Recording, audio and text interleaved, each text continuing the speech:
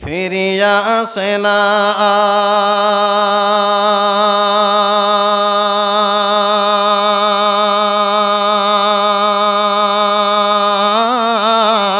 আর।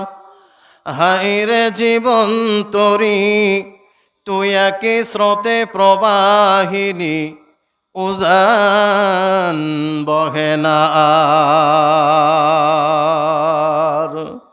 রাজপ্রাসাদার কোটি টাকা, রাজপ্রাসাদার কোটি টাকা সব যাবি সারিয়া রে, কবর দে সে যাইয়া।